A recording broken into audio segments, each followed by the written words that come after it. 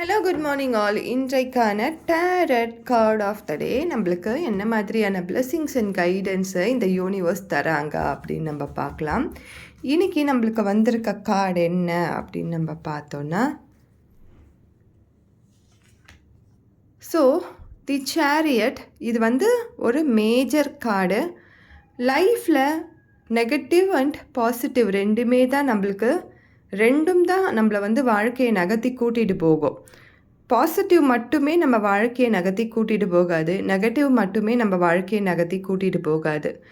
இப்போது நம்ம ஒரு சூழ்நிலையில் இருப்போம், ஆனால் அந்த சூழ்நிலைன்றது இன்னும் கொஞ்ச நாள் போச்சுன்னா அதை யோசிக்கும் பொழுது, இந்த சூழ்நிலை ரொம்ப ஹாப்பியாக இருந்திருக்கலாமே, இன்னும் பெட்டராக ஹேண்டில் பண்ணியிருக்கலாமே, இன்னும் பெட்டரான சொல்யூஷனோடு அந்த சுச்சுவேஷனை நம்ம ஹேண்டில் பண்ணியிருக்கலாமே அப்படின்னு தோணும். அதனால் எந்த ஃபேஸ் ஆஃப் லைஃப் இருந்தாலும் அதை நம்ம கொஞ்சம் ப்ரெசன்ஸில் இருந்து யோசிக்கணும். நம்ம ரொம்ப பதட்டத்தில், ஆன்சைட்டியில், ரொம்ப டென்ஷனாக இருந்து ஒரு விஷயத்தை யோசிக்கும் பொழுது கண்டிப்பாக அதை நம்மளால் பெட்டராக ஹேண்டில் பண்ண முடியவே முடியாது.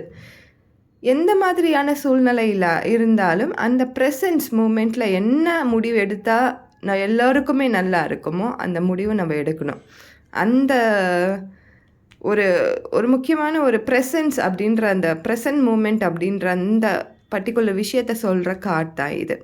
ஏன்னா இந்த தேரோட்டி எப்பயுமே தேரை நகர்த்திக்கிட்டு தான் இருப்பார், ஒரே இடத்துல நிற்க வச்சிட்டு இருக்க மாட்டார். அந்த தேருன்றது ஒரே இடத்துல நின்றுடுச்சுன்னா அது அலங்கார பொருளாக மட்டும்தான் இருக்கும். அது நகர்ந்து போயிட்டே இருக்கும் பொழுது தான் வாழ்க்கையில் யாருக்கோ ஒரு பயன்படக்கூடிய ஒரு வாகனமாக இருக்கும்.